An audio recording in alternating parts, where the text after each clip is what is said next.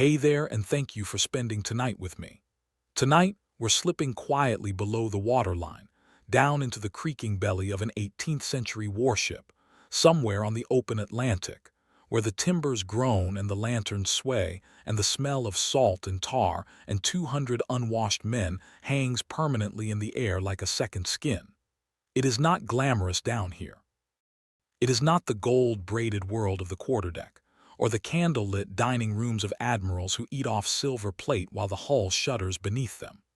It is the world below the mess decks, the gun decks, the dark, damp, extraordinary world of the ordinary sailor, and tonight we are going down into it together.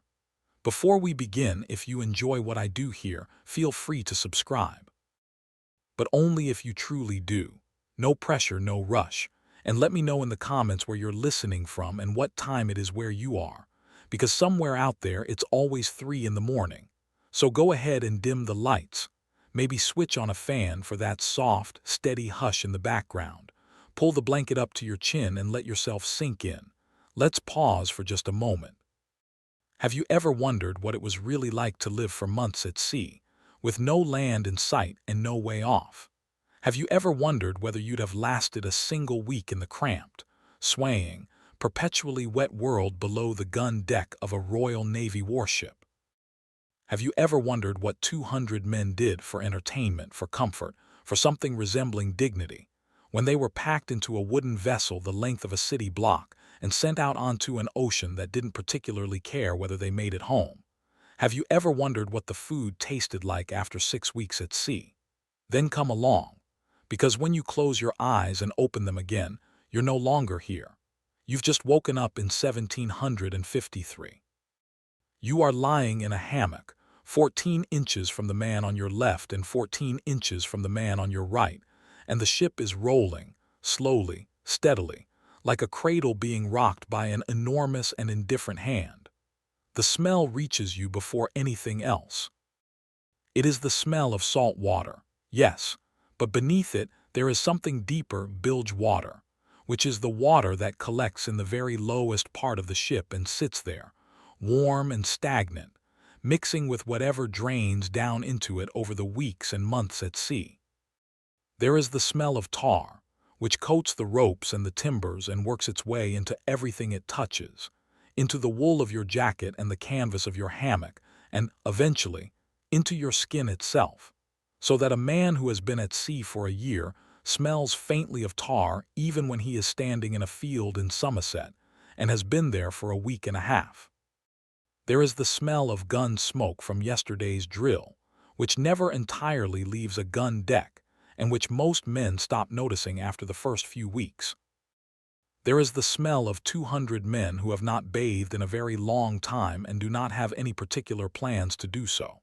And beneath all of it, if you breathe deeply enough, there is the sea itself, cold and vast and ancient, pressing against the oak planks just a few inches from your face.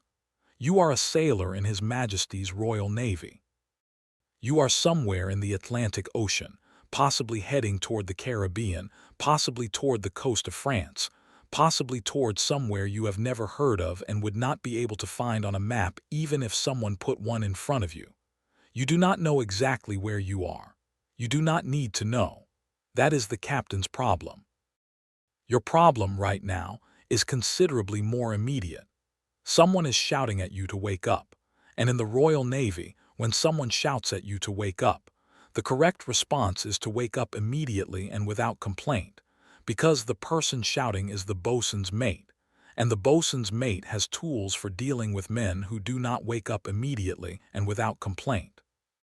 To understand what life on a Royal Navy warship was actually like in the mid-18th century, you need to first understand the ship itself, what kind of place you were actually living inside, how it was organized, and why it worked the way it did. Because a Royal Navy warship was not primarily a home. It was a weapons platform. It was a floating fortress designed to carry as many cannons as possible to wherever cannons needed to be, and the men who lived inside it were there to serve the guns, not the other way around. The ships that dominated the mid-18th century Navy were called ships of the line, which referred to the tactic of lining ships up broadside to broadside and blasting away at the enemy until one side stopped blasting. They came in rated classes based on how many guns they carried.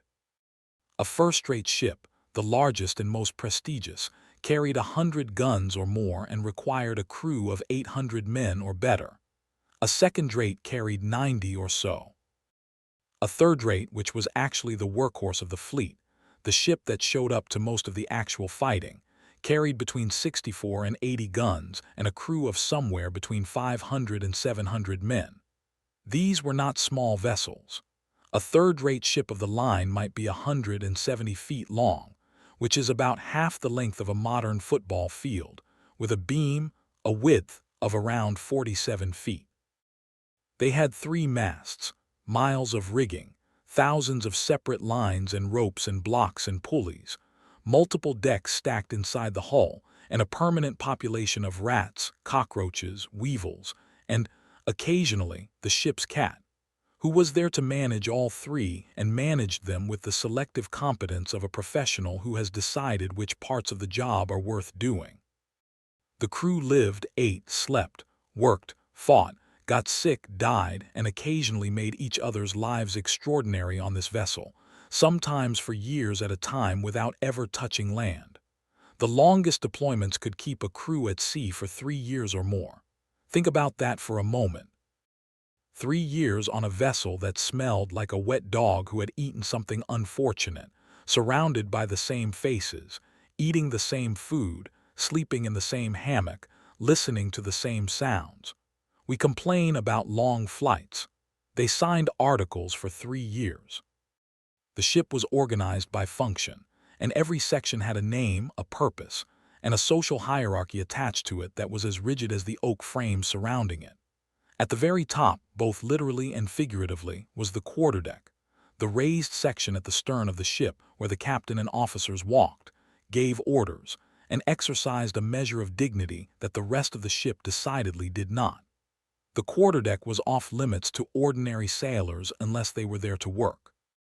You did not wander up to the quarterdeck to enjoy the view. You did not lean on the rail and look out at the ocean from the quarterdeck unless you were specifically invited or ordered to do so. The quarterdeck was their world, and you knew which world was yours. Yours was below. The upper gun deck, the lower gun deck, the orlop deck, these were the layers where the ordinary sailors lived, slept, and worked, and they were not, to put it gently, spacious. The gun deck, which was the main living space for most of the crew, ran the full length of the ship between the guns. The guns themselves, enormous iron cannons, each weighing 1,000 pounds or more, sat in rows along both sides of the deck, their muzzles pointing toward the gun ports, which were sealed with thick wooden lids when the weather was bad or the ship was not at battle stations. Between each gun was a space of roughly 4 to 5 feet. That space, that narrow strip of planking between one cannon and the next, was where a mess of 8 men slept, ate their meals, stored their belongings, and spent most of their waking hours when they were not actively working. 4 to 5 feet wide, about the width of a modern hallway, shared by 8 men. For months, we get anxious about leg room in economy class. They had 4 feet of deck and a cannon on either side. Below the gun deck was the orlop, which was the lowest inhabited deck in the ship, sitting at or just below the waterline. This was where the cables were stored, the enormous anchor cables, each one as thick as a man's thigh, coiled in vast loops that filled the cable tier with a smell of wet hemp and mud from every harbor the ship had ever anchored in. It was where the surgeon worked, which we will come to. It was where the powder magazine was, protected by felt and copper fittings to prevent any spark from reaching the black powder stored there in cartridges, because a magazine explosion in combat was not a battle casualty. It was the end of the ship and everyone in it. And it was where the ship's stores were kept, the barrels of salt beef and pork, the casks of biscuit, the hogsheads of beer, the rum, the vinegar, the peas, the oatmeal. All of it carefully accounted for by the purser, who was a man whose entire professional existence was defined by knowing exactly what was in the hold and exactly how much of it had been consumed. The purser was not universally loved. He issued the rations and kept the accounts, and the suspicion that he was shaving the rations slightly in his own favor was one of the permanent low-level grievances of life on the lower deck. Whether this suspicion was justified varied by the individual, but the suspicion itself was essentially universal. Today, we call this accounting fraud. They called it pursering, and they accepted it as one of the fixed costs of the sea, the way we accept service charges. The hammock deserves a moment of attention because it was genuinely one of the more civilized features of life aboard ship, a fact that speaks more to the uncivilized nature of everything else than to any particular luxury of the hammock itself. The hammock had come to the English Navy from the Caribbean, where indigenous peoples had long slept in woven nets strung between trees, and the Navy had adopted it enthusiastically in the 16th century because it was simple, effective, and took up almost no room. Each sailor was issued a canvas hammock, roughly 6 feet long by 2.5 feet wide, which he was responsible for slinging between two hooks set into the beams overhead and taking down and stowing every morning. The hammocks were hung so close together, the regulation spacing was 14 inches, that in a fully occupied gun deck, they formed what was essentially a continuous human carpet suspended about 5 feet off the planking. If you rolled over in your sleep, you could feel the warmth of the man in the next hammock. If you snored, and many men did after weeks of exhaustion and interrupted sleep, the entire mess could hear you. If you were seasick, and in a heavy swell, many men were, the consequences were immediate and democratic. Every morning, the hammocks had to be rolled, lashed into tight cylinders, and carried up to the hammock nettings along the ship's rails, the long troughs of netting that ran along each side of the upper deck, where the rolled hammocks were stowed during the day. The hammock nettings had a secondary purpose that every sailor understood without needing it explained. In battle, the rolled hammocks packed into the nettings formed a low wall along the ship's sides that provided some protection against musket fire, and more importantly, against the flying splinters that were the chief killer in naval combat. Your hammock was your bed and your armor in the same object. We have memory foam mattresses. They had canvas that served simultaneously as a sleeping surface and a ballistic shield. And yet, compared to sleeping on a hard wooden deck, which is what sailors had done for most of naval history before the hammock arrived, the hammock was a genuine improvement. It swung with the motion of the ship rather than slamming you against the planking. It kept you off the cold, damp deck, away from the bilge water that occasionally seeped up from below. It cradled you after a fashion. It was not comfortable exactly, but it was better, and in the 18th century Navy, better was everything. The watch system governed every hour of a sailor's life at sea, and understanding it is essential to understanding how little sleep anyone actually got. The ship's day was divided into watches, each 4 hours long, which rotated continuously through the 24 hours. The watches had names. The first watch ran from 8 in the evening to midnight, the middle watch from midnight to 4 in the morning, the morning watch from 4 to 8, the forenoon watch from 8 to noon, the afternoon watch from noon to 4 in the afternoon. Then came the dog watches, 2 short 2-hour watches between 4 and 8 in the evening, which broke the cycle so that the same men were not always on duty at the same miserable hours, which was a small but real mercy. The crew was divided into 2 watches, the starboard watch and the larboard watch, and they alternated duty. In theory, this meant 4 hours on and 4 hours off, around the clock. In practice, the 4 hours off were not entirely your own. Drills, inspections, cleaning, maintenance, any of these could pull a man from his off-watch rest at any moment. And 4 hours is not enough sleep for any human being under any circumstances. 4 hours is barely enough time to fall into deep sleep before you are shaken awake again and told to go deal with the sails. Over days and weeks, the chronic sleep deprivation accumulated in the body like water in the bilge, slowly, steadily, until it reached a level where everything ached and the world had a slightly unreal quality that exhausted people know well. and this was considered normal. This was considered the price of being at sea. The men adapted, as men do, catching short stretches of sleep whenever the opportunity presented itself, learning to fall asleep in the hammock in seconds, sleeping through the noise and motion of the ship around them in a way that would be impossible for anyone who had not spent months training their body to do it.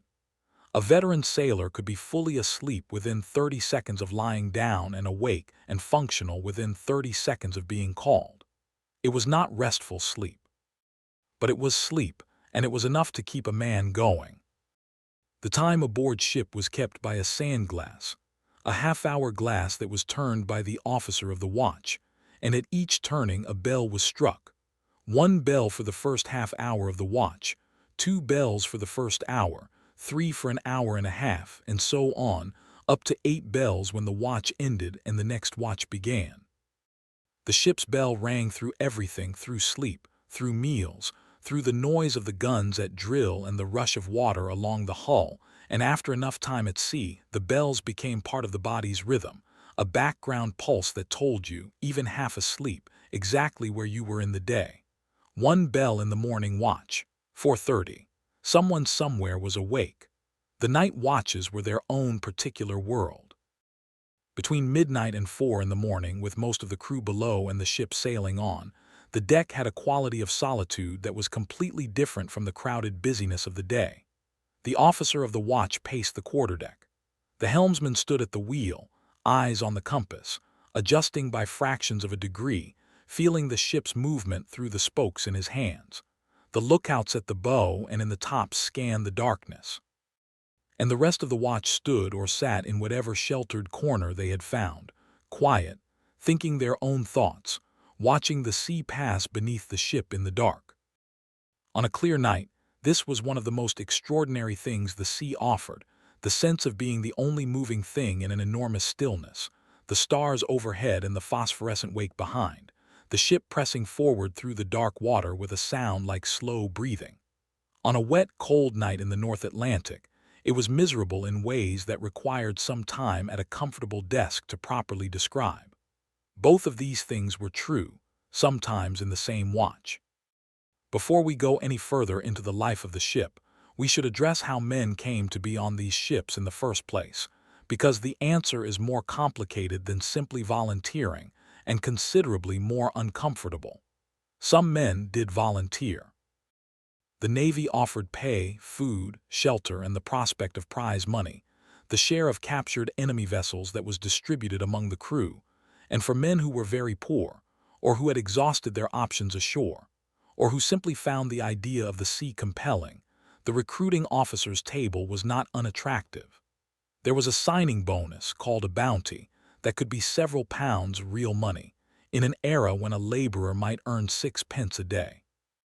The recruiting officers cultivated certain particular talents, an ability to make the Navy sound considerably more attractive than it was, a willingness to conduct interviews over rum, and a facility for obtaining signatures before the rum wore off.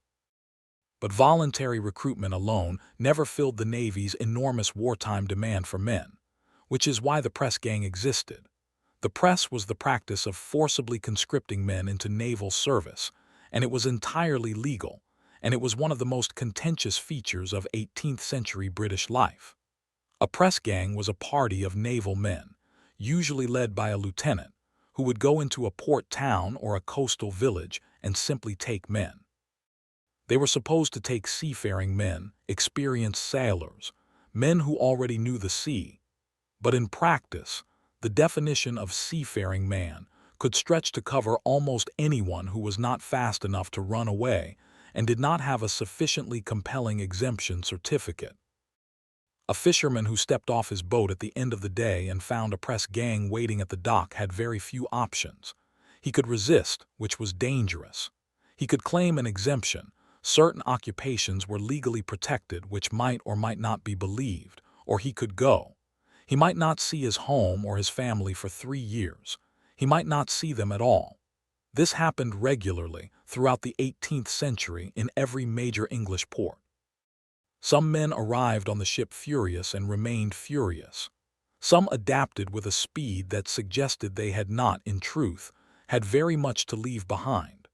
Most fell somewhere in between, people who had been given no choice and had decided, after some time, to make the best of the one they had.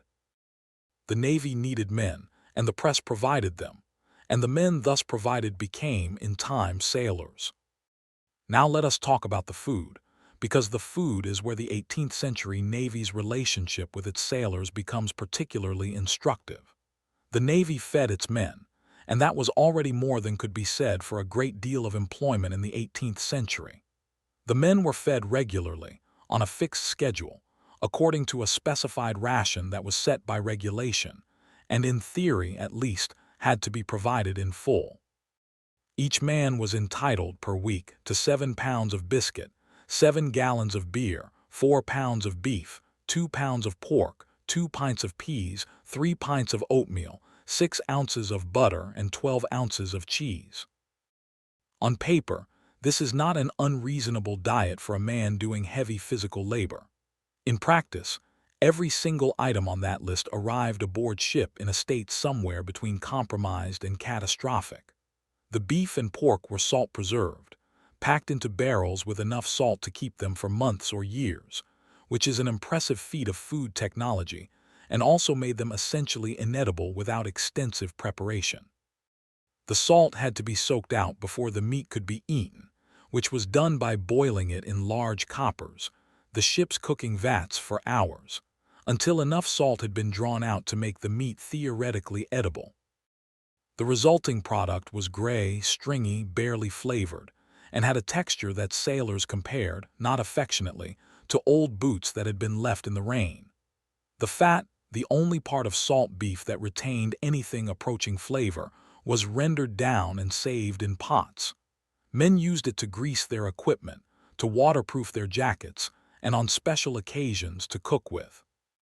The ship's cook was a warrant officer rank, and it was a role frequently given to men who were no longer capable of heavy deck work, often men who had lost a limb in an earlier engagement, which was the Navy's version of a pension. This was not entirely unkind.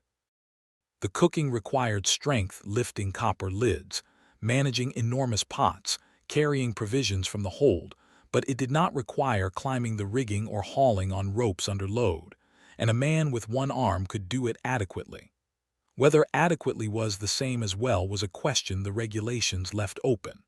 The cook received the provisions from the purser, cooked them in the prescribed manner, and served them at the prescribed times.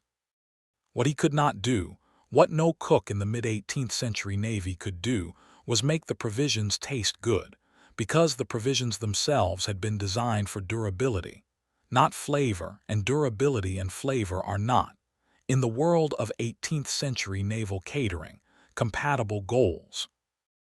The butter arrived in casks and turned rancid within weeks at sea, producing a smell that was detectable at some distance, and a taste that was best approached by thinking about something else. The cheese developed mold that was sometimes cut away and sometimes simply accepted as additional protein.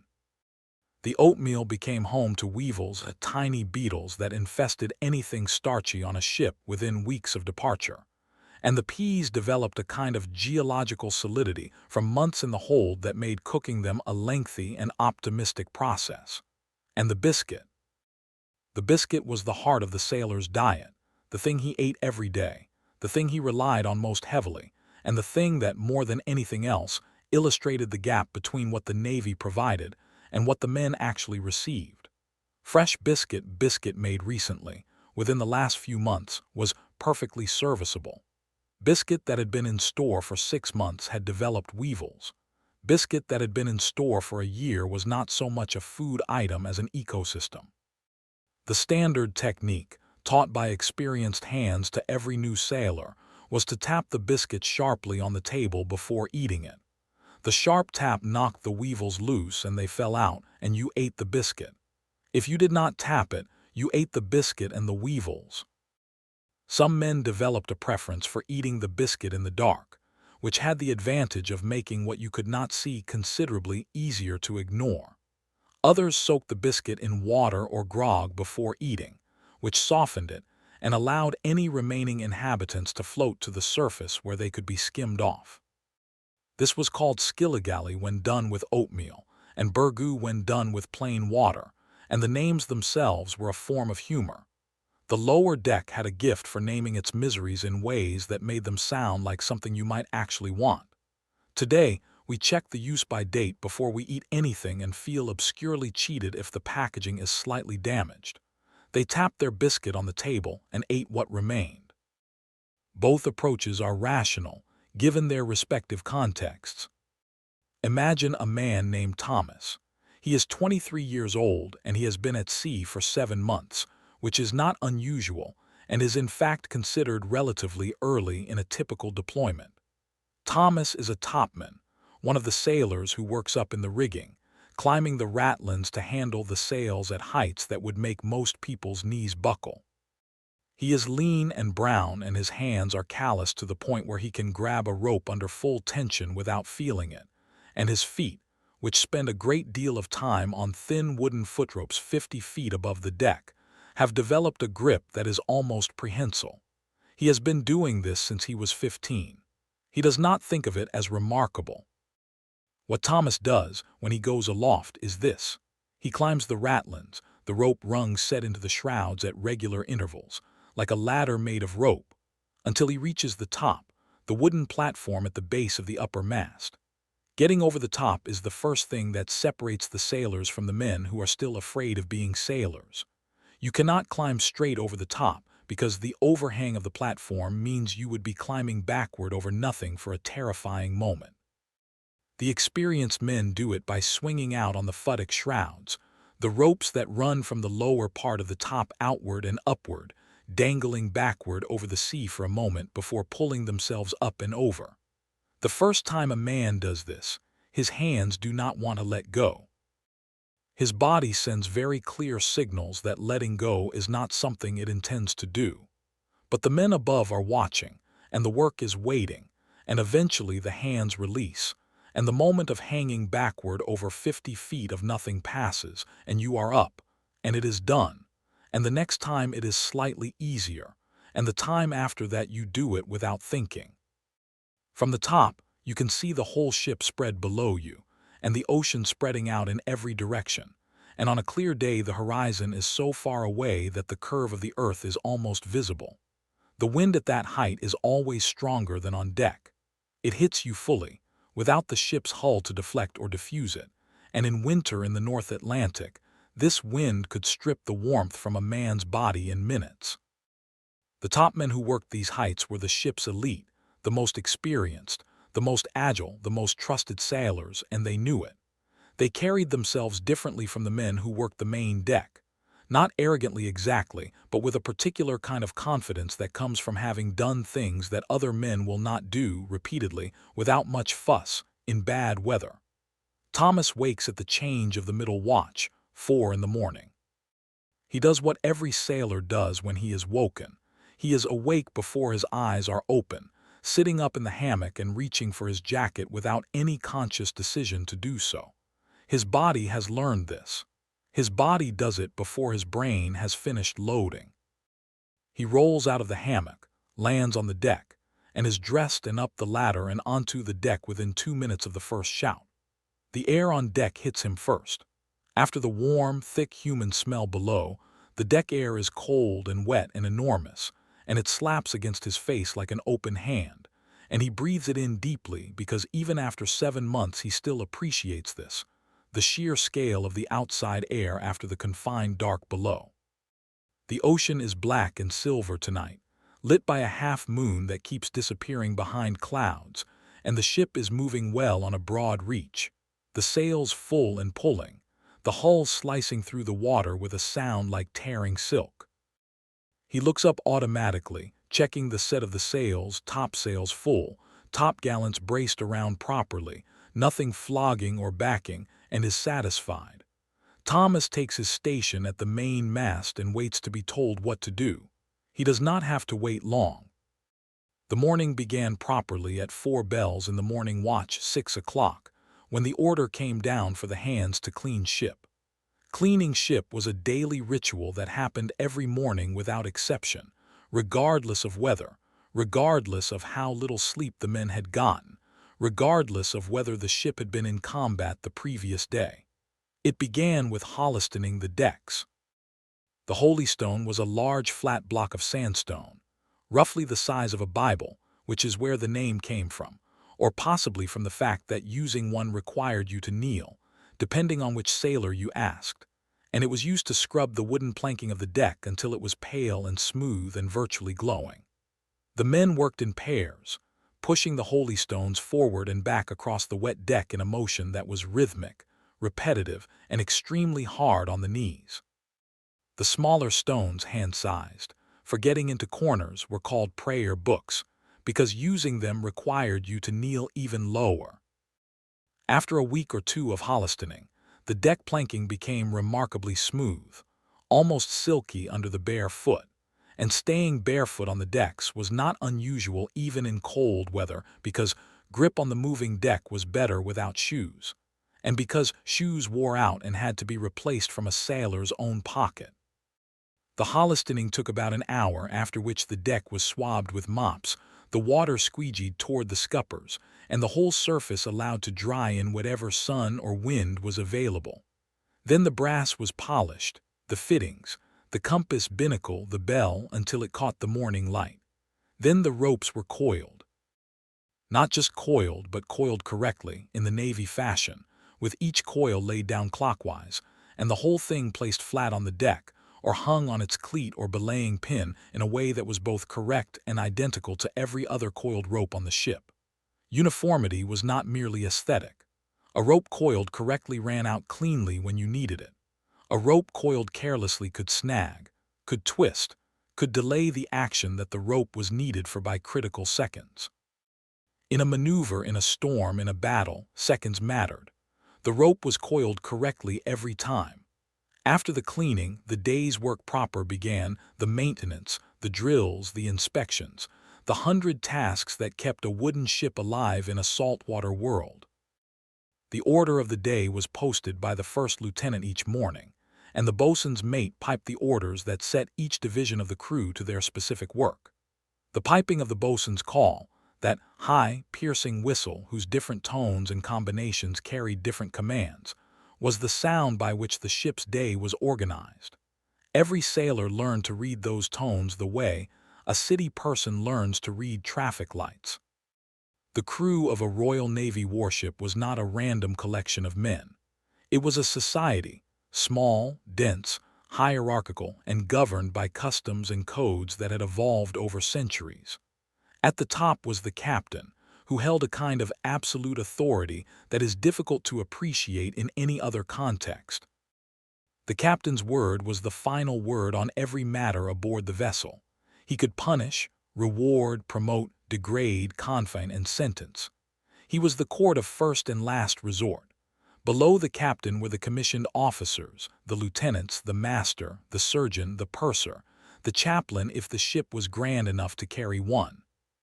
The captain and senior officers ate in the great cabin at the stern of the ship, where the windows, the large sash windows that gave the quarterdeck its light and its relative airiness, admitted something approaching decent light and in port something approaching a decent view. They ate from plates, at a table, with tablecloths in some ships.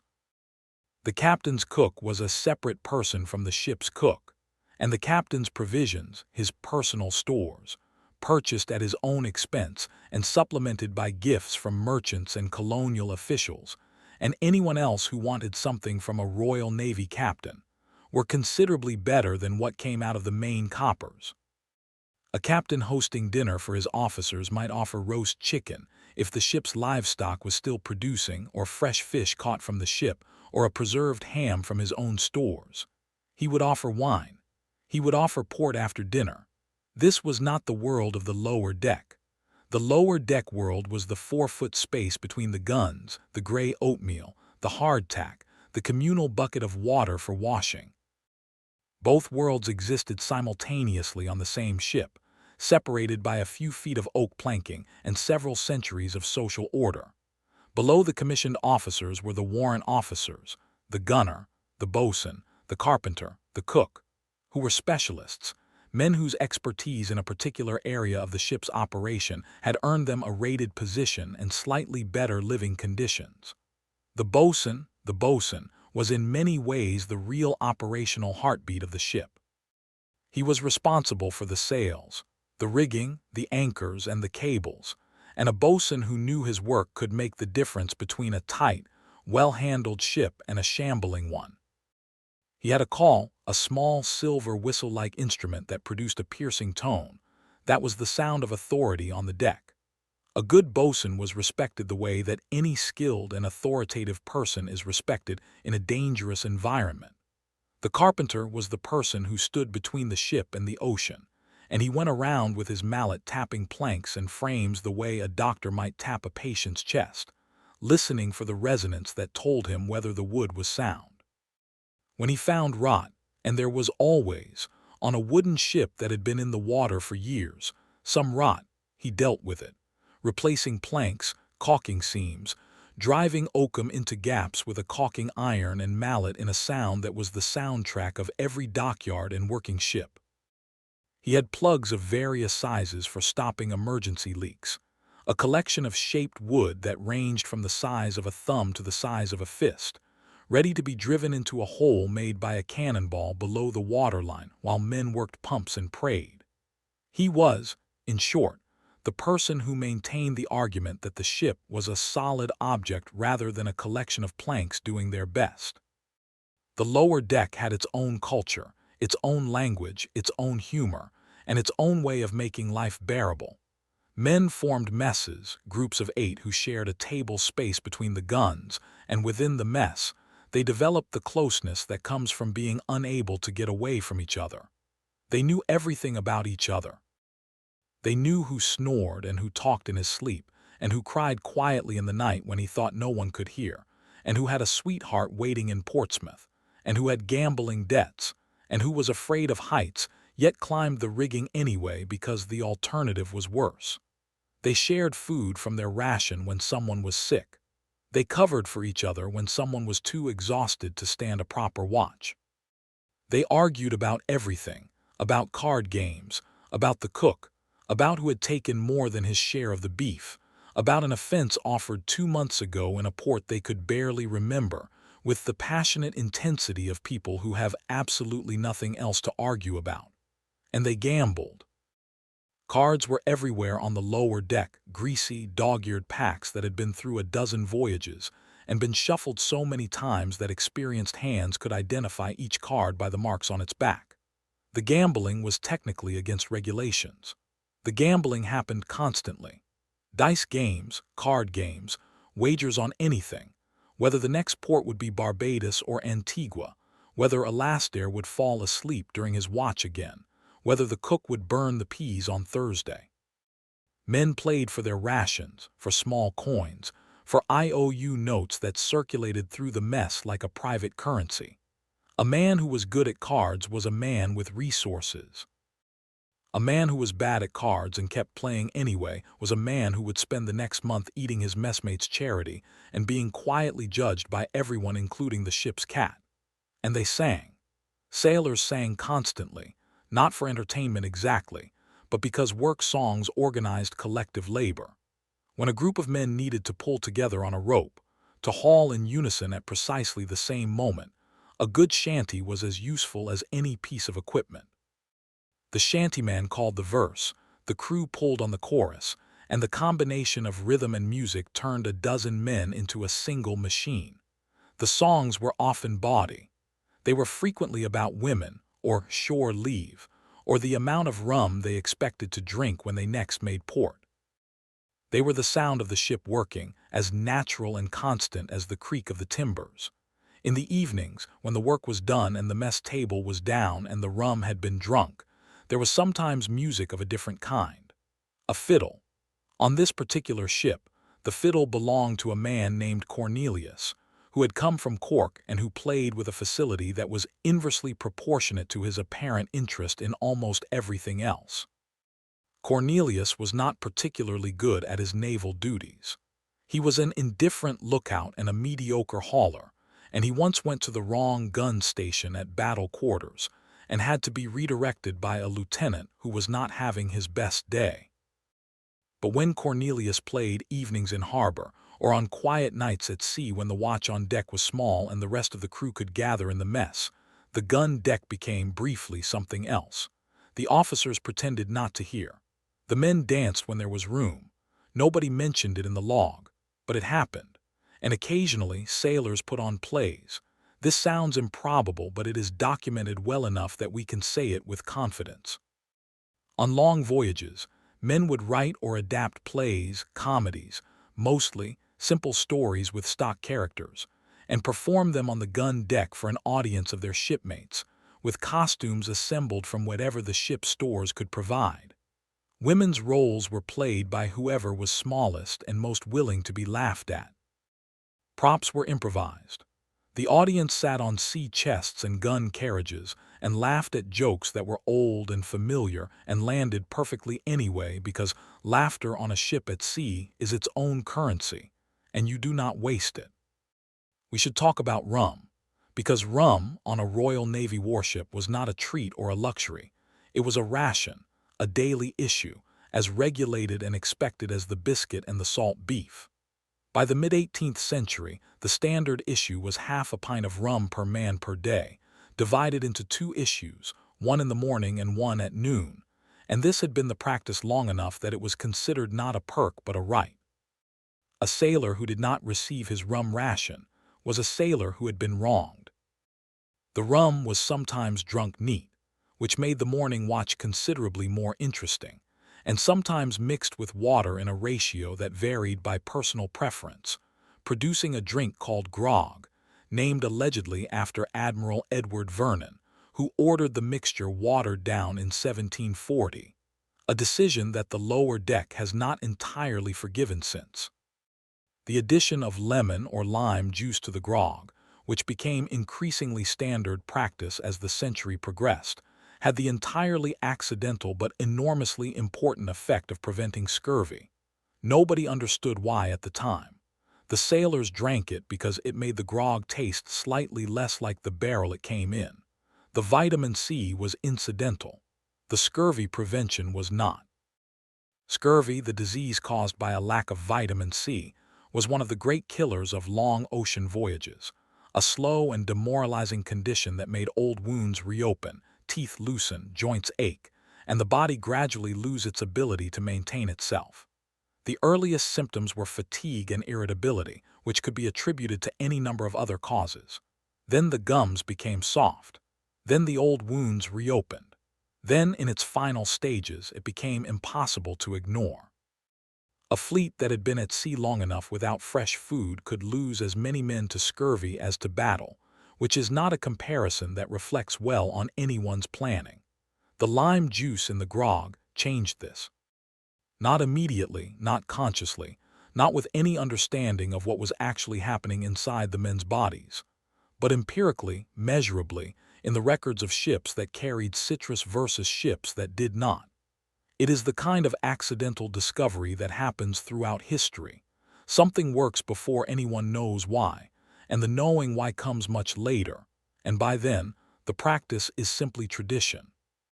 By mid-morning, the ship was fully awake and the work had begun in earnest.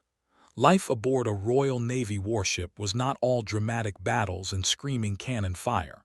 In fact, the vast majority of it was maintenance. The ship was a wooden machine of extraordinary complexity operating in a saltwater environment that corroded and rotted and loosened every single component, every day, without pause. The ropes had to be inspected and coiled and repaired and replaced. There were miles of rope on a ship of the line, the standing rigging that kept the masts in place, and the running rigging that moved the sails. Every line had to be right. A line that failed during a maneuver, during a storm, during a chase could mean a lost mast, a capsized ship, the death of men.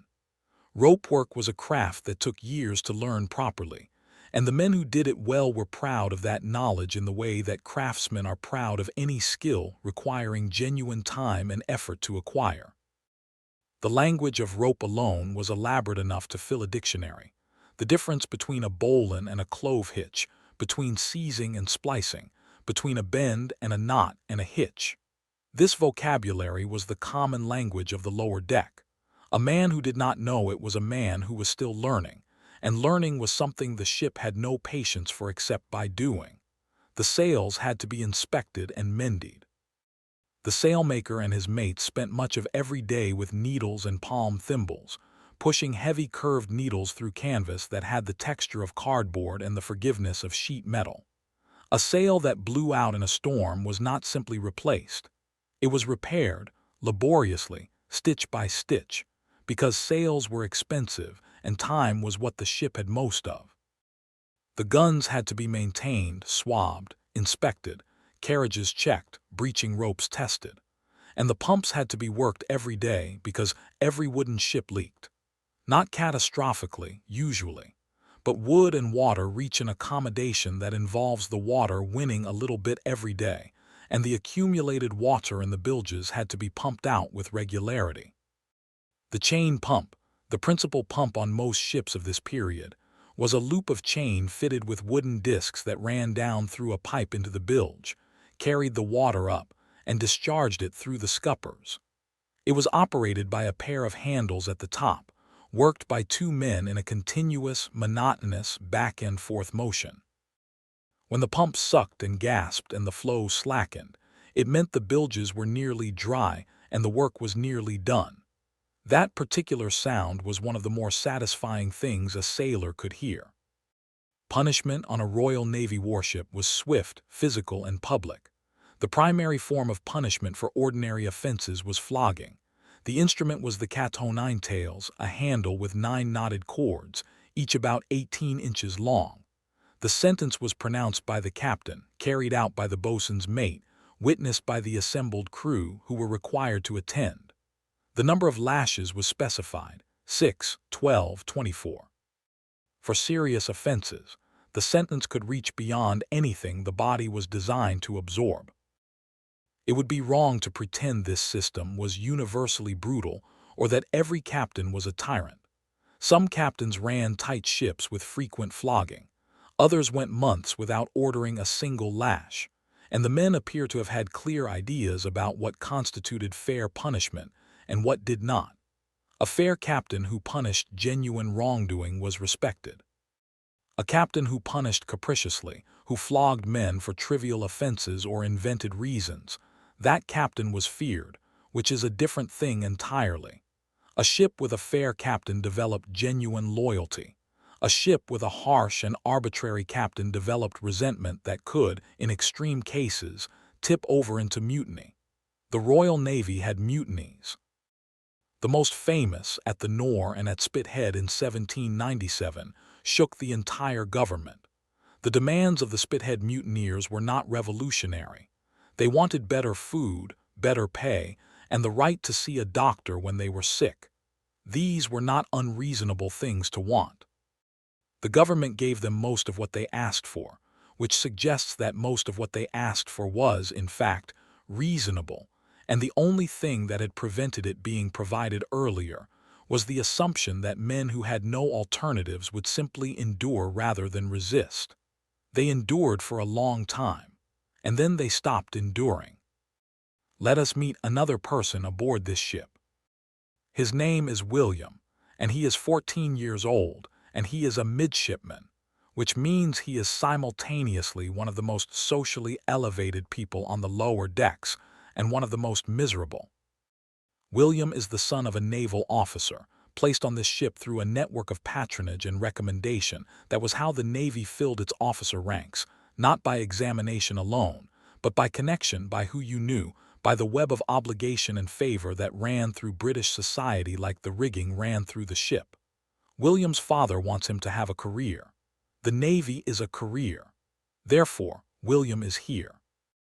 William messes in the gun room, which is slightly better than the mess decks, and he sleeps in the midshipman's berth, which has actual partitions around it rather than a hammock above a cannon. These are his advantages.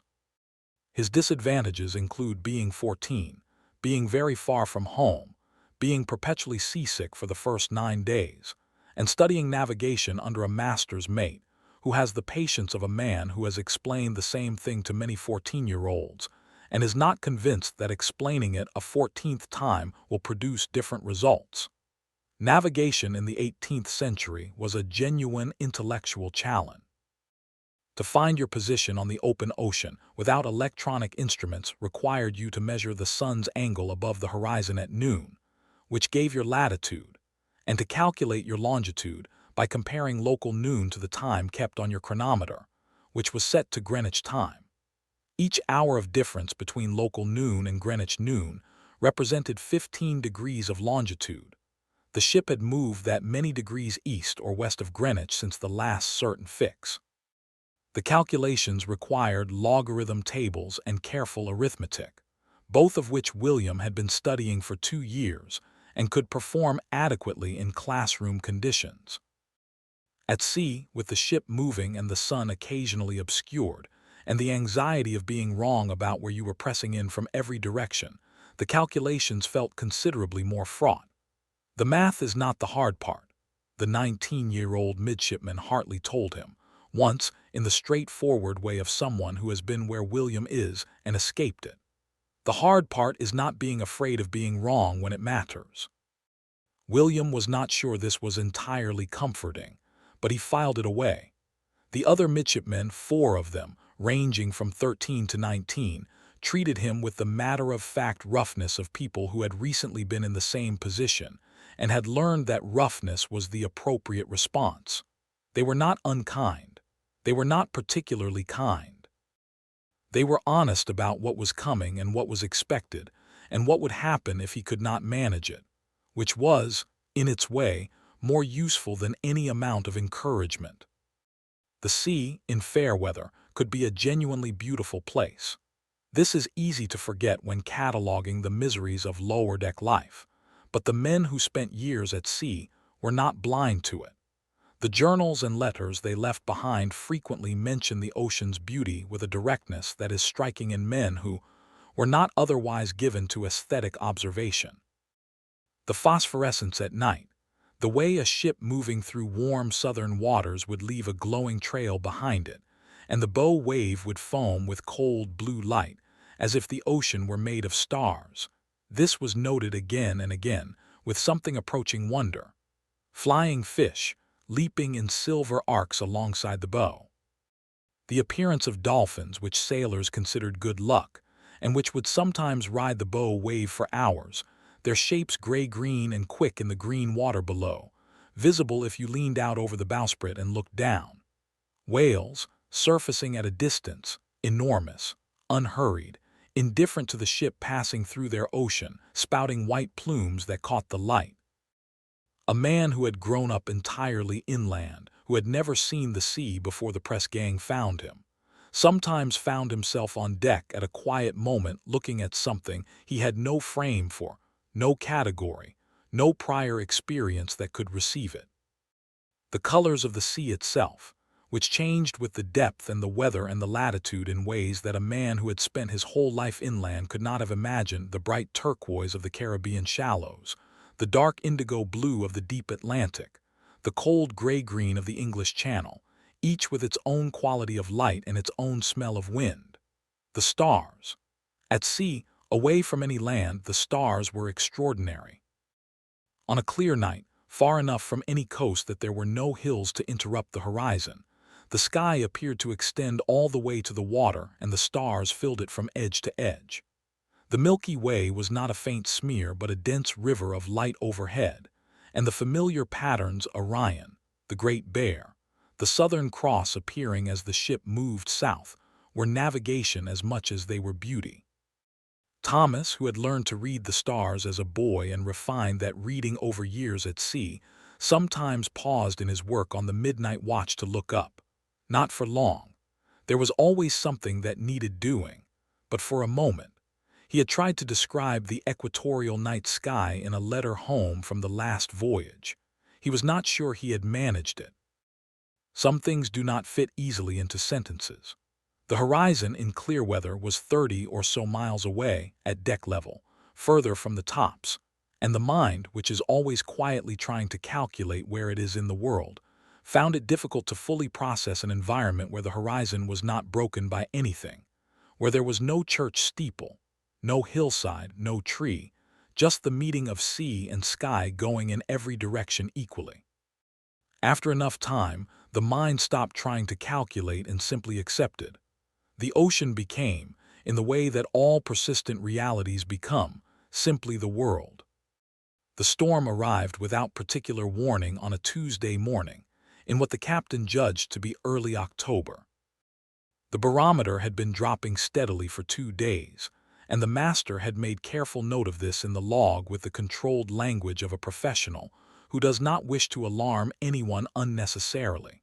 But the drop continued, and at some point in the early hours of Tuesday, the wind that had been a steady and manageable force from the northwest became something else. The crew went to their storm stations without being told. There was a sound the ship made in really heavy weather, a deep, working groan that came up through the planking and into the bones of anyone standing on the deck, and every experienced sailor knew that sound and what it meant. Sails were reduced as fast as men could move, topsails taken in, topgallants struck down, even the lower sails reefed until only a scrap of canvas was set, just enough to keep the ship manageable, to give the rudder something to work against. Thomas was in the tops as the wind built, working with 2 other men to roll and furl the main topsail against a yard that was moving in arcs that would have been terrifying to anyone watching from below. The wind tore the words from your mouth. You communicated by touch and by the rope in your hands, and by the knowledge of what needed doing next that was shared between men who had done this enough times to know it without speaking. The sea had built into long gray walls that came at the ship in irregular succession, each one lifting the stern, and then releasing it in a motion that was simultaneously massive and somehow patient, as if the ocean were simply reminding the ship of the correct order of things. In the middle of that storm, in the dark and the roar, lashed to the yard 50 feet above a heaving deck, Thomas thought of something his father had told him when he first went to sea, that the sea does not hate you. It is indifferent to you, and indifference, his father said, is actually easier to deal with than hatred because you know where you stand. He had not understood it at 15. He understood it now. Below, men secured everything that could move. The cook had the fires out. Fire and a rolling ship were not a combination anyone wanted, and the men ate cold biscuit and nothing else for the duration. 2.5 days. 2.5 days of cold biscuit and wet hammocks and seas that made the gun deck tilt at angles that seemed fundamentally wrong. The storm ended as storms end, not with any clear moment of transition, but gradually, the waves becoming slightly less enormous, the wind becoming slightly less determined. The crew came up on deck and looked at the sky and looked at each other and began the inventory of damage. A spar gone, several lines parted, one of the longboats damaged in its chocks, the hold had shipped some water, no men lost. This last fact was noted. They had brought the ship through. The ship was still here. They were still here. That was the whole of what was required. Battle, when it came quickly. The sighting of a sail that was not a friendly sail produced a cascade of action so practiced and so immediate that the ship seemed to transform from a floating home into a weapons platform in the space of minutes. The drums beat to quarters. The mess tables were lashed to the ship's sides, out of the way. The sea chests, the hammocks, the personal items that turned the gun deck into something resembling a home, were struck below or stowed in the hammock nettings. The guns were cast loose from their sea lashings and rolled to the ports. The gunners opened the ports, the heavy wooden squares swinging up on their hinges, admitting cold air and light, and when the enemy ship was close enough, the sound of drums from across the water. Each gun had a crew of between 6 and 8 men.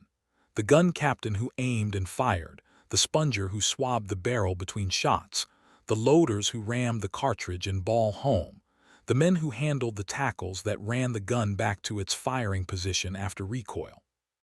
The powder boys, young boys, some barely in their teens, ran the dangerous route between the magazine and the guns with the charges. They were fast. They had to be.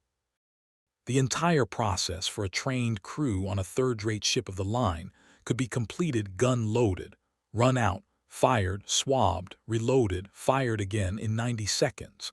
90 seconds per shot, 20 or more guns per broadside. The mathematics of that firepower, delivered broadside after broadside at close range, were what made the ship of the line the supreme weapon of its age. Thomas was at his station at one of the upper-deck guns, the 12-pounders, lighter than the big guns on the lower deck but capable enough at the ranges where most engagements were fought.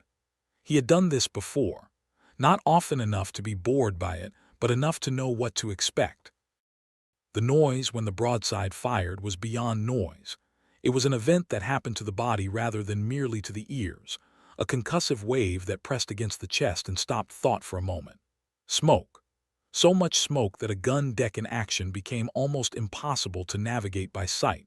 The men worked in a gray fog, navigating by memory and touch, and the voice of the gun captain calling the steps. The smell of burnt powder, which is not the smell of anything else on earth. The heat, which built quickly as gun after gun fired and was reloaded and fired again. The constant physical effort loading, running out, firing, swabbing, loading again was brutal work, and the men poured sweat into it. Between shots, when there was a pause, Thomas became aware of other sounds that were quieter than the guns but, somehow, harder to process. Men being hit by splinters, which was the chief cause of casualties in this kind of engagement. When a cannonball struck a ship's wooden side, it did not always penetrate cleanly. Often it sent long, jagged shards of oak in every direction at tremendous speed, and these splinters could be a foot long and move fast enough to go through a man entirely. The surgeon below was already at work. Thomas did not look, he loaded. He ran out, he fired. The battle was over in 2 hours, which is not unusual for engagements of this type. The enemy ship struck her colors, lowered her flag, the universal signal of surrender, when her mizzen mast came down and she could no longer maneuver. The Royal Navy ship had taken casualties, catalogued with the brisk efficiency of an organization that dealt in casualties regularly. 6 men killed, 11 wounded seriously enough to require the surgeon's attention. A number of minor injuries, rope burns, bruised ribs, cuts from flying debris, dealt with by the men themselves and entered in the record, if at all, as slight. The prize, the captured enemy vessel, was a question of money. When a Royal Navy ship captured an enemy vessel, the prize was taken to the nearest friendly port and sold, and the proceeds were divided among the ship's company according to a formula that was complex in its details but clear in its general direction. The captain received the most, the officers a meaningful share, and the ordinary sailors a small but real portion. Prize money was one of the reasons men stayed in the Navy voluntarily. The dream of a particularly valuable prize, a merchant vessel loaded with silver, a foreign warship carrying government funds, was the lottery ticket of the 18th-century sailor. Most men never captured a prize worth talking about. Some men captured prizes that made them wealthy for life. The uncertainty was the point.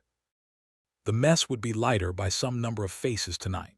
There would be the quiet process of distributing the dead men's effects, their few personal items auctioned to their shipmates, a practice that sounds cold but was in fact a kind of tribute, a way of ensuring that a man's belongings went to people who knew him. Thomas sat on a gun carriage that afternoon and did not speak for a long time. This was understood and unremarked upon. The men around him were doing the same. There is another person we should meet before this ship reaches port. Her name is Mary, and she is aboard the ship, which requires a moment of explanation, because women were officially not permitted aboard Royal Navy ships at sea. Officially. In practice, the rule had exceptions that were understood if not formally acknowledged by everyone from the admiral down to the cabin boy.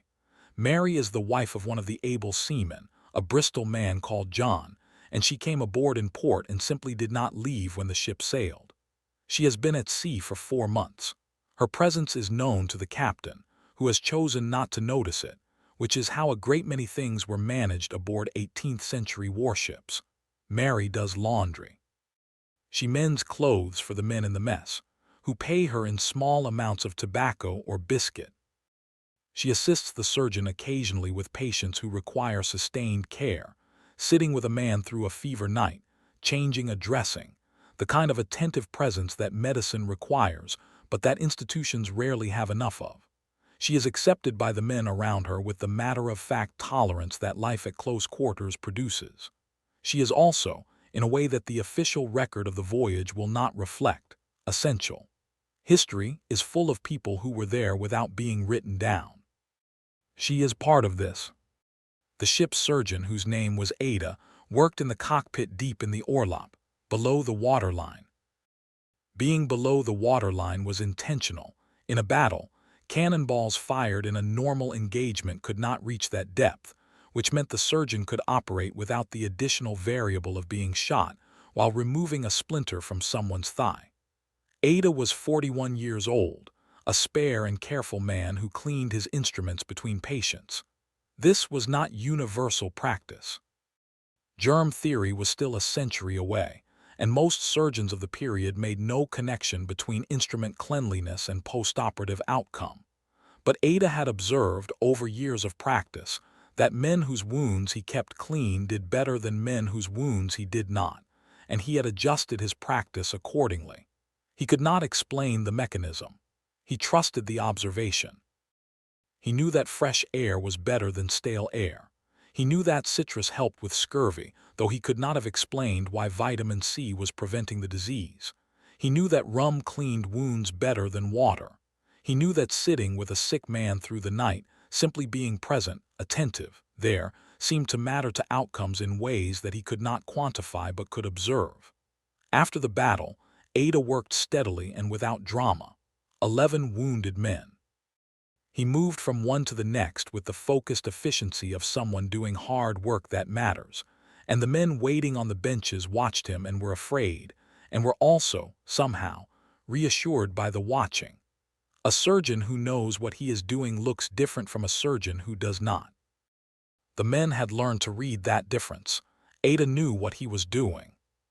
The approach to port, any port, after months at sea, was one of the rare moments when the social walls between different parts of the ship dissolved.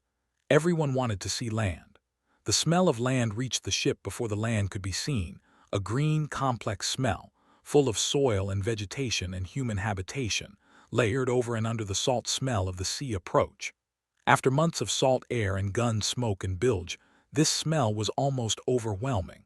Men breathed it in and said nothing. The port was Port Royal, Jamaica, the main Royal Navy base in the Caribbean, built on a long spit of sand extending into Kingston Harbor. Port Royal had been, in the previous century, one of the most notorious pirate havens in the Atlantic, a place of such enthusiastic lawlessness that a contemporary clergyman had called it the wickedest city on earth, which was, depending on your point of view, either a condemnation or a recommendation. An earthquake in 1692 had sunk much of the original city into the harbor. The sailors who arrived in the successor city and found it still very much open for business drew their own conclusions. The men who went ashore behaved as men who have been at sea for 5 months can be expected to behave. They drank. They spent money at a rate that made certain local establishments very profitable. They found company that the lower decks had not provided. They got into arguments, some of which ended badly and some of which ended in friendships that lasted years. They slept on surfaces that did not sway, and the strangeness of this, of a bed that remained absolutely still, was something that men reported long after it ceased to be amusing. The ground felt wrong after months at sea. The body had calibrated itself to constant motion, and the absence of that motion registered as a deficiency, like a note missing from a chord. It always passed. But for the first few hours ashore, every man who had been at sea for more than a few months walked with a slight, involuntary sway, as if the ground beneath him might at any moment decide to do something more interesting. Some men, returning to port after a particularly long voyage, found the city itself overwhelming, too loud, too crowded with strangers, too full of people who had not kept each other alive, who did not share the particular intimacy of the mess table and the midnight watch. They drank their rum and spent their money and reported back to the ship, and felt, when they stepped back aboard, something that was not quite relief but was in the same neighborhood, the recognition of returning to a place that was hard and familiar and theirs. Some men deserted. The rate of desertion in port was high enough that it was factored into the Navy's calculations as an ordinary cost of doing business. Men who made it to a port and found a way out sometimes took it. Nobody who had spent 6 months sleeping in a 14-inch wide hammock above a cannon could entirely blame them. But most men came back. Most men, it turns out, had fewer options than they sometimes imagined, and the ship, for all its miseries, was at least a known quantity. You knew what you were getting. You knew the faces. You knew the sounds in the dark. There was a man on this ship named Jonas. Jonas was 47 years old, one of the oldest ordinary sailors aboard, and he had been in the Royal Navy since he was 17. 30 years at sea. Long enough that the life of the sea had become the only life he understood. He had been home to Portsmouth 3 times in 30 years. He had 2 children he had met on brief occasions when the ship was in English waters. He was not certain they knew him well at all. His wife had written him letters for the first 10 years of their separation. Then the letters stopped, and he received word eventually, through another sailor, that she had remarried. He absorbed this with a quietness that his messmates noticed and did not mention, because there are some things that are known and not spoken. Jonas had no plans to leave the Navy. He had discovered, over 30 years, something that many long-serving sailors discovered, that the life ashore had become strange to him.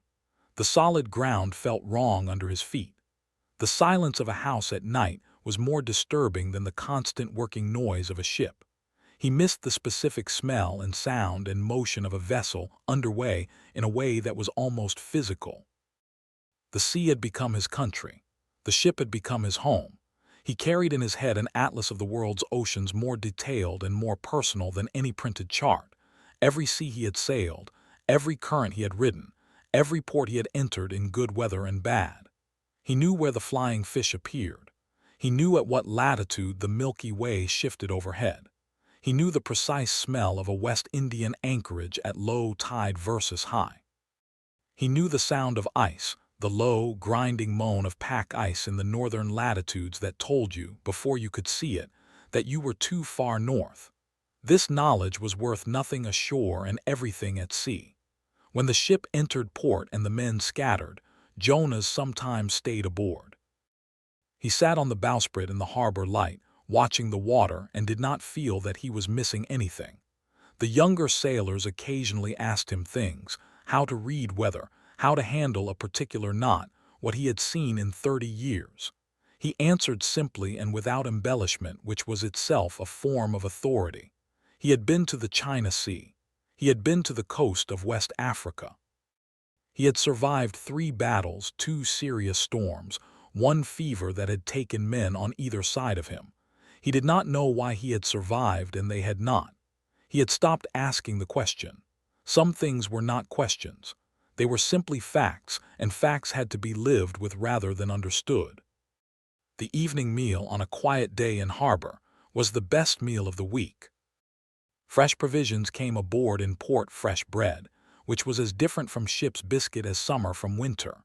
Fresh meat that had not been boiled out of a salt barrel. Fresh vegetables, pumpkins, yams, plantains that the men ate with the attentive appreciation of people who had been without them for months. Oranges, which the surgeon acquired when he could, and distributed with a seriousness that the men accepted because the oranges were delicious. The mess tables were lowered. The food was served. The rum issue happened. Men sat together in the familiar cramped space between the guns and ate and talked and argued and laughed. And the mess deck was exactly what it always was, an impossibly small space shared by people who knew each other far too well. But also, somehow, a home. Thomas looked around the table at his messmates. He had a letter from his mother in his sea chest, read so many times that the fold lines had worn nearly through. His mother wrote that the weather in Devon had been wet. His sister had married a farmer from Tiverton. The cat had died.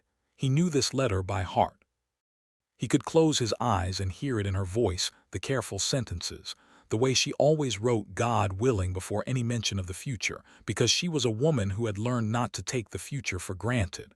Alastair was telling another story about the dog in Lisbon. The dog had, in this version, also eaten a hat. Nobody believed him. Nobody told him to stop. Cornelius had his fiddle out. He was playing something slow and Irish, one of those melodies that seemed to have been made for the exact quality of light that fell through the gun ports in the late afternoon, golden, slightly amber, making the worn planking look almost warm. Nobody danced. They just listened. The ship was still. The harbor was still. The ocean outside the harbor was doing what oceans do quietly in the dark. There is one final thing to know about life at sea in the Royal Navy of the 18th century, and it is perhaps the most human thing of all. The men prayed. Not all of them, not all of the time. But prayer was built into the structure of the ship's day in a way that was not merely formal. There was a Sunday service, conducted on the gun deck when weather permitted, with the captain reading the liturgy and the crew assembled, hats off.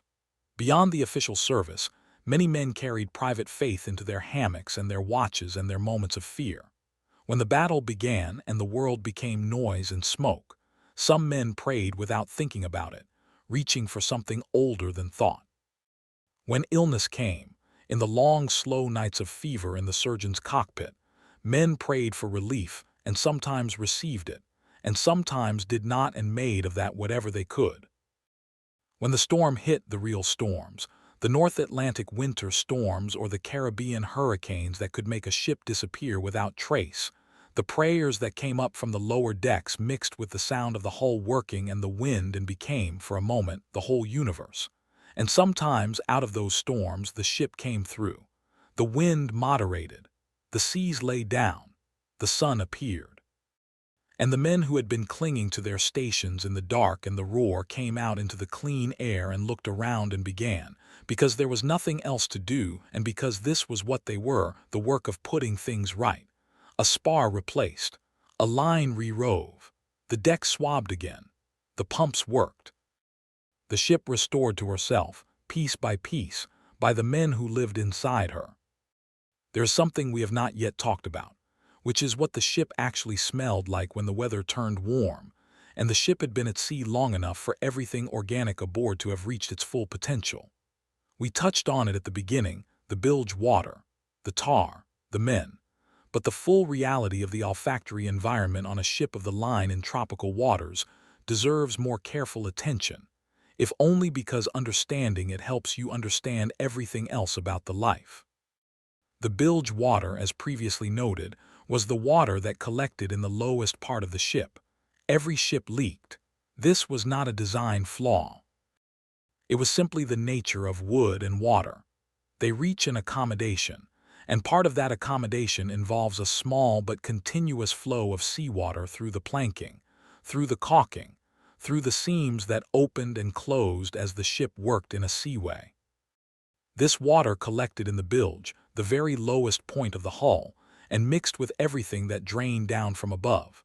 Food scraps, cooking waste, ballast stones that had been in the ship for years and had developed their own microbiomes, the accumulated byproduct of men and animals living in a confined space. The result, in tropical heat, was extraordinary. It was not merely unpleasant. It was a smell that had weight and presence, a smell that you could almost see, that new arrivals aboard ship encountered like a physical object, and that veterans had long since catalogued somewhere below conscious awareness, the way people who live near paper mills stop smelling the mill after a while. The rats, which were universal on ships of this era, contributed their own layer to the olfactory landscape. Rats had been ship passengers since the first human boat carried grain, and they were not going to stop for the Royal Navy. They lived in the cable tier and the hold in the spaces between the frames where they could not be reached, and they ate whatever they could find, which included the ropes, the biscuit, the leather of the men's boots left unattended, and occasionally the ship's cat's dignity. The ship's cat, there was almost always a ship's cat, sometimes more than one, was officially tolerated because it managed the rat population and unofficially beloved, because it was a soft, warm, non-threatening thing in an environment that had very few of those.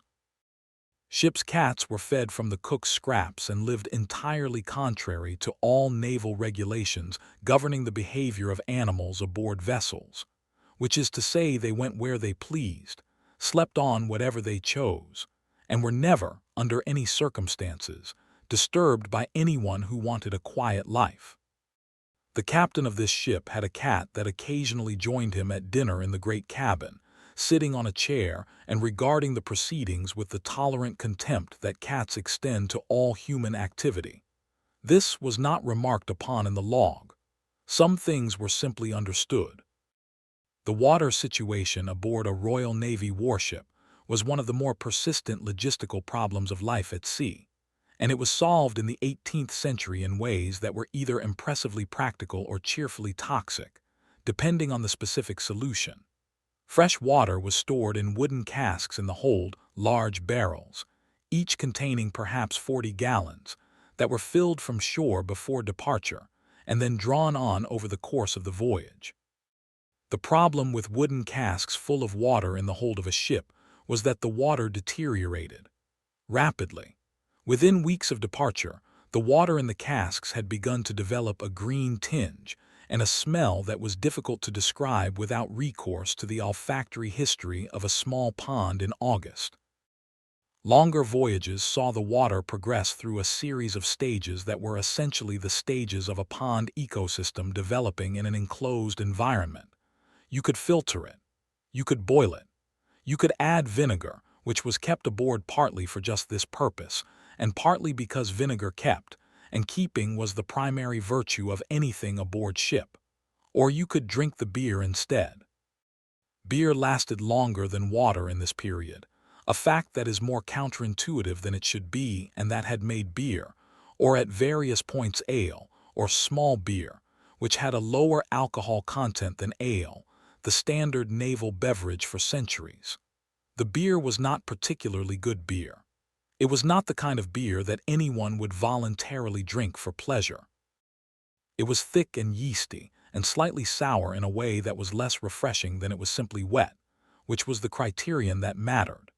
In tropical waters, once the beer ran out, and before the rum supply was supplemented in port, there were periods where the water situation became acute, where the water ration was restricted and men were genuinely thirsty, which is a condition that compounds every other hardship in ways that those who have never been seriously thirsty may not fully appreciate.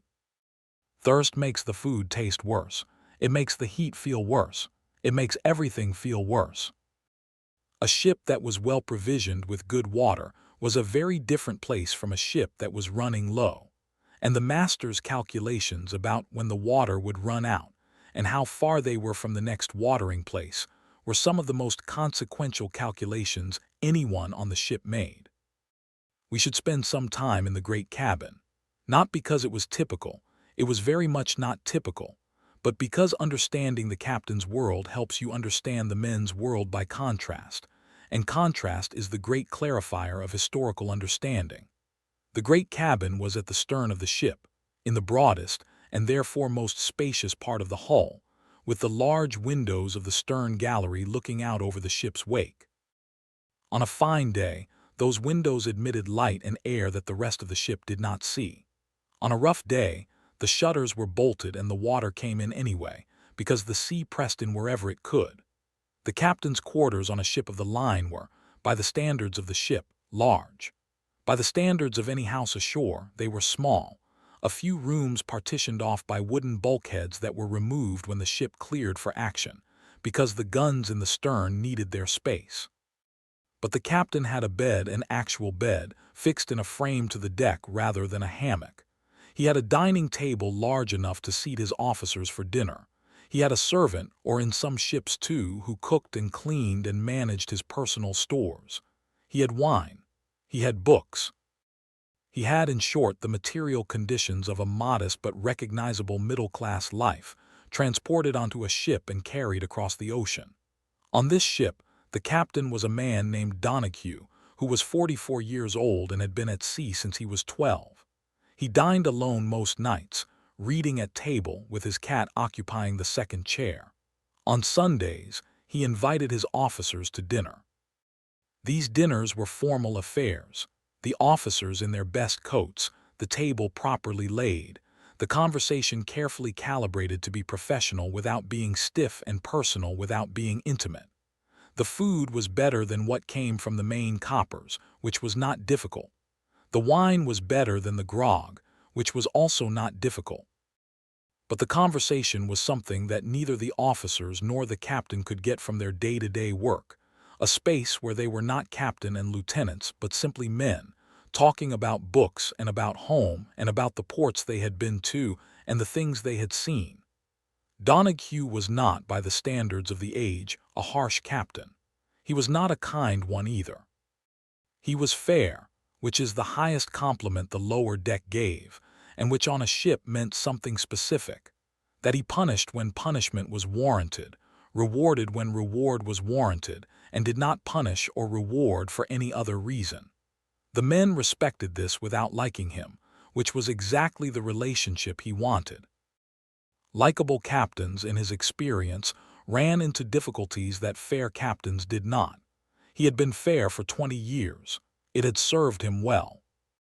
Let us follow Thomas through a full day, from the beginning of the morning watch to the start of the first watch, from 4 in the morning to 8 at night, because the rhythm of a single day reveals more about life at sea than any catalogue of facts. 4 in the morning. The watch is called. Thomas is up, dressed, on deck in 2 minutes. The night air hits him. The officer of the watch, tonight it is the second lieutenant, a quiet young man called Finch who runs a competent watch and asks very little of anyone, nods from the quarterdeck. Thomas takes his station. For the next 2 hours, the watch is unremarkable. The ship is sailing on a steady breeze, the helmsman is reliable, the sails are set and drawing well. Thomas stands near the main mast and breathes the night air and looks at the stars and does not think about very much in particular. This is the thing about the night watches that the journals never quite capture. Most of the time, nothing happens. You stand, you watch, you listen, you breathe. The ship presses on through the dark, and the dark is simply the dark, and the ocean is simply the ocean, and you are simply a man standing on a deck in the middle of it. It is quiet. Aboard a ship under sail, the sounds are constant, the creak of the rigging, the rush of water along the hull, the wind in the shrouds making a low musical tone that changes pitch with its speed. But these are the sounds of the ship going about its business, and after a while they become as natural and unnoticeable as the sound of your own breathing. The quiet is underneath all of that. The quiet is the thing that is there when the sounds stop registering. 6 bells. 7 o'clock. The watch is nearly done. Thomas has spent 2 hours doing essentially nothing, and he is not bored, because boredom requires that you want to be doing something else, and what else there is to do at 7 in the morning on the open Atlantic is not immediately clear. 8 bells. The watch changes. Thomas goes below. The mess is stirring. The cook is at the copper. The smell of oatmeal joins the smell of everything else. Thomas rolls into his hammock for what remains of the morning watch, 1 hour perhaps, and is asleep before he has fully arranged himself. He sleeps the sleep of the thoroughly tired. He wakes 1 hour later to the sound of the boatswain's call piping the hands to breakfast. He is up again. After breakfast, the morning watch proper, and then the forenoon watch, 8 until noon, was the longest working period of the day, the time when the bulk of the ship's maintenance and other work was done. Thomas was set to work on the main shrouds this morning, working with a sailmaker's apprentice named Paul, a young man from Brittany who had somehow ended up in the Royal Navy, and whose English was excellent but whose understanding of the Navy's social geography was still, after 8 months aboard, being refined. Paul did not entirely understand the custom that said you did not speak to officers unless spoken to. He had spoken to the second lieutenant twice this week, once to offer an opinion on the set of the topsail, and once to ask whether there was likely to be rain, and both times the lieutenant had responded with the careful patience of a man who had decided that this particular foreigner was probably not deliberately transgressing, but would nonetheless benefit from a quiet word from someone he trusted. Thomas was, apparently, the person he trusted. Thomas explained the rule. Paul received it with the expression of someone who understood the words but found the principle baffling. In Brittany, Paul said, "If you have an opinion about the sail, you say so." In Brittany, Thomas said, "You are in Brittany." On a Royal Navy ship, you are not in Brittany.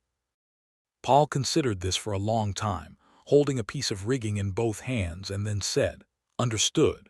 He did not speak to officers again for the remainder of the voyage, except when directly addressed, at which point he answered in the clipped, precise manner of someone who had made a decision and intended to honor it. Thomas liked Paul. He was the kind of person who, once he understood a rule, followed it better than anyone who had grown up with it. Noon brought the rum issue and the noon sight, which were two of the more reliable events in the ship's day. The noon sight was the master's business. The master, whose name was Harkness, a solid, precise man in his 50s who had spent his entire adult life calculating where things were and how to get from one to another, came on deck each noon with his sextant and waited for the sun to reach its highest point in the sky. When it did, he measured the angle between the sun and the horizon, read the figure from the instrument, and went below to his table to do the arithmetic that would tell him, and more importantly, the captain, exactly how far north or south of the equator they were. The longitude was a more complex calculation, dependent on the chronometer and a series of tables, and Harkness approached it with the same methodical thoroughness that he applied to everything else. He had been navigating ships across oceans for 30 years. He had never lost one. He attributed this partly to skill, partly to the quality of his chronometers, and partly to a habit of assuming that the ocean was slightly more dangerous than he expected, which had the useful effect of keeping him careful. William, the midshipman, observed the noon sight from a respectful distance. He was keeping his own log, his own calculations, trying to arrive at the same answer as the master through his own arithmetic. He was right about half the time. The master, who knew William was doing this, did not comment when he was wrong. He did comment briefly when he was right, a nod, a single word, "good," and William had learned to calibrate his entire understanding of his own progress by the presence or absence of that nod. This was, in its way, a master class in feedback. The master taught by the minimum necessary signal, trusting the student to read it correctly. William usually did. The afternoon brought a different kind of work. After the noon meal, salt pork today, which had been soaking since the night before and had achieved the grayish solidity that was the best salt pork ever managed on this ship. The duty watch went about the afternoon's maintenance while the off-watch men were notionally free. Free time on a ship was not like free time ashore. You could not go anywhere. You could not do much. What you could do was sit in the mess space, sleep in your hammock, illegally during the day. But the bosun's mate had developed a kind of strategic blindness about hammocks during the afternoon dog watches on quiet days, talk, gamble, mend your clothes, or do whatever small personal task had been accumulating since the last time you had a moment to address it. Some men carved. This was not widely noted in official accounts, but the lower decks of Royal Navy ships in the 18th century produced an enormous quantity of carved objects, small figures, decorative pieces, ships in bottles, intricate rope work called macrame, that men made in their off hours with the concentration of people who needed something to do with their hands and their minds, and had very little else to do them with.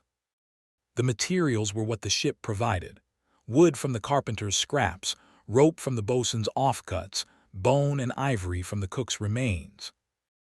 A man with a good knife and enough patience could, over the course of a long voyage, produce things of real beauty.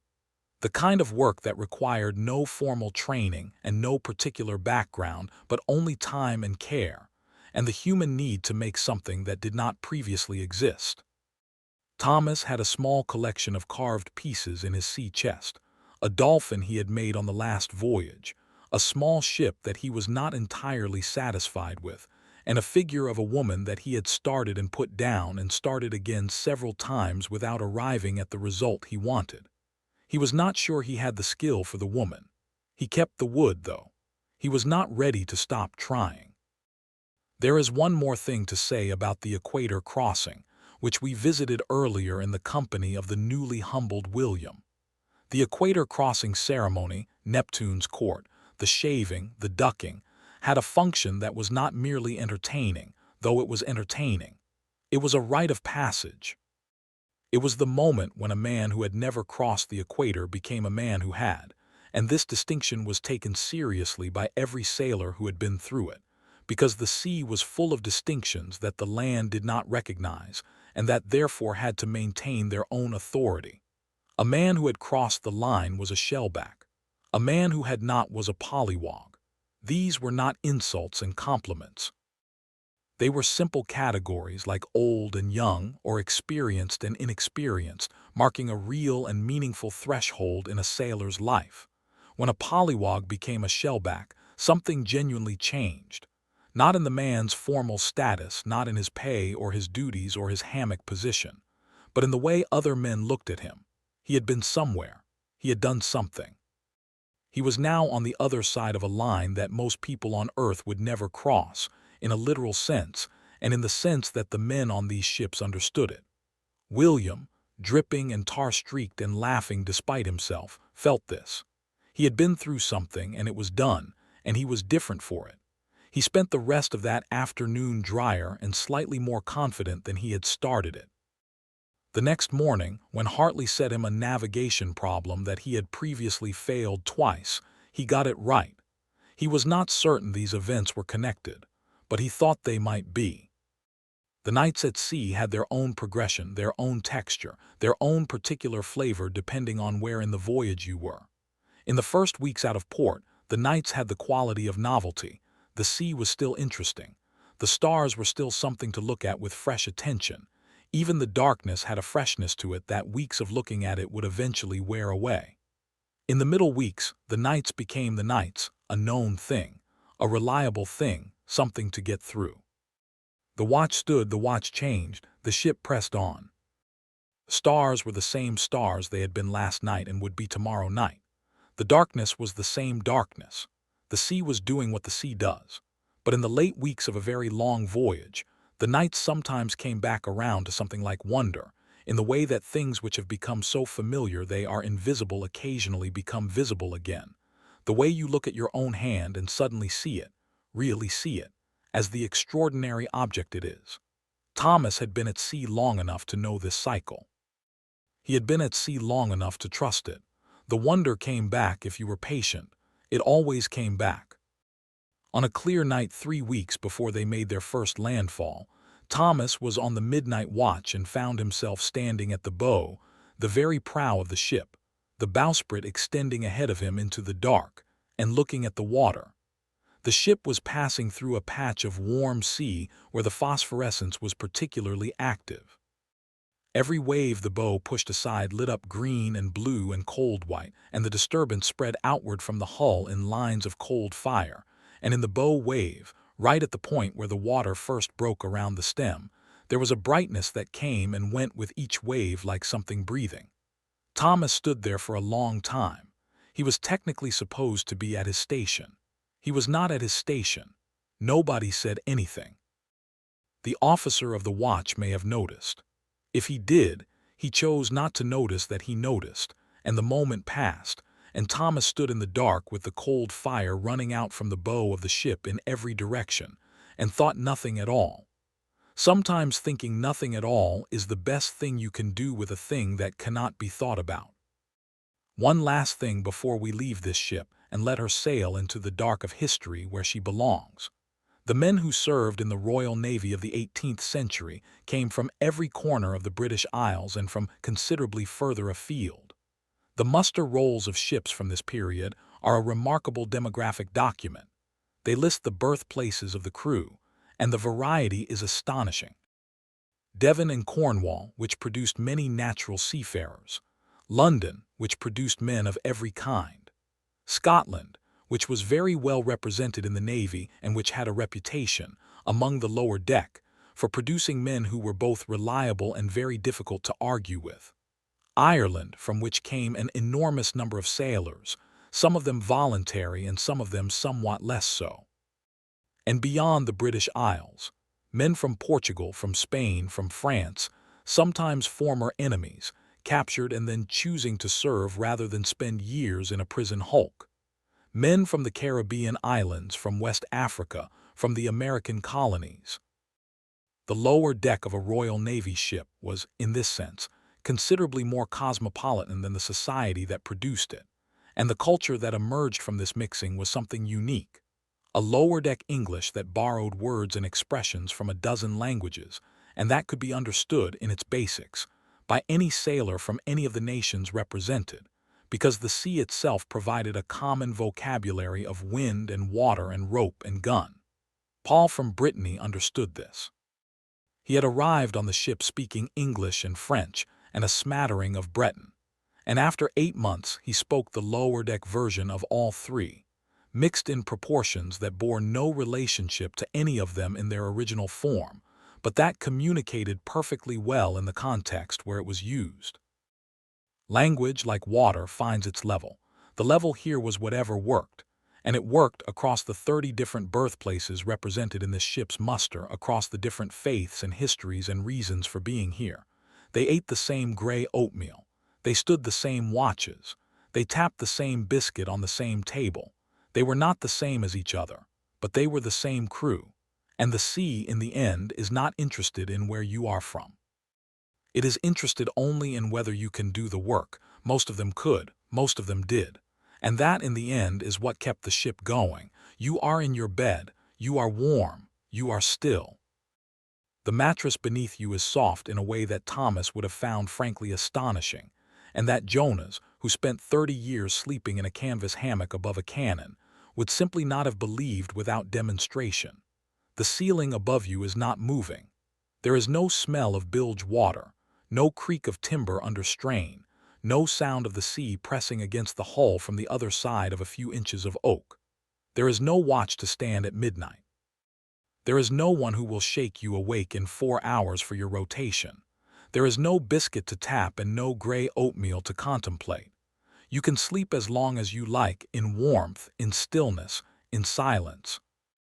For 200 years and more, the men of the Royal Navy went to sea in ships made of wood and canvas and rope and iron, carrying their rum rations and their sea chests and their letters from home, eating weevils in the biscuit and salt beef that tasted like the barrel it came in, living in a space 4 feet wide between guns that weighed 1,000 pounds each, and they sailed to every ocean on the earth and did what was asked of them and came home mostly, and the world they built with those voyages. The trade routes, the charts, the understanding of the ocean itself is still, in its invisible ways, the world you live in. Thomas came home. He went back to Devon and found his mother older and his sister settled in Tiverton and the farm much the same, and he stood in a field and felt the ground's absolute stillness beneath his feet and thought, so this is what they mean by land. He stayed for 2 months. Then he went back to sea. Jonas died at sea, at 53, of a fever in the Caribbean, in the cockpit of a ship he had served on for 9 years, with his messmates around him. He is in no official record that has survived. He is a gap in the muster roll, but he was there. He kept the ship going.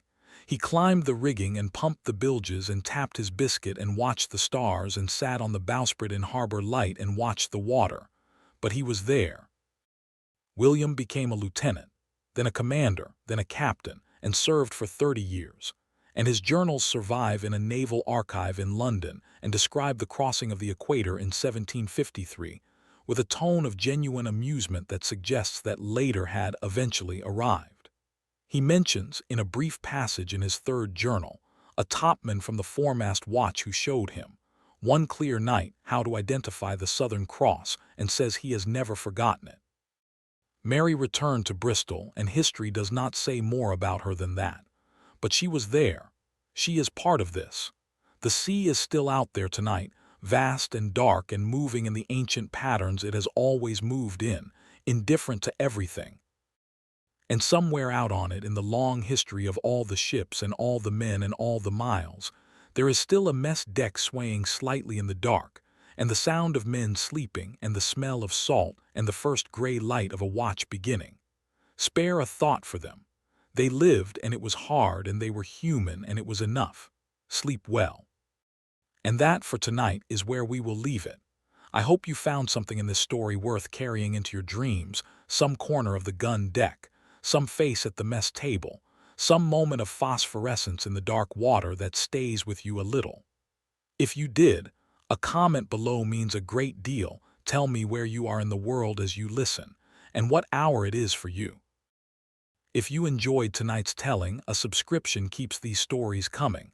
There are more where this one came from. There always are. Good night.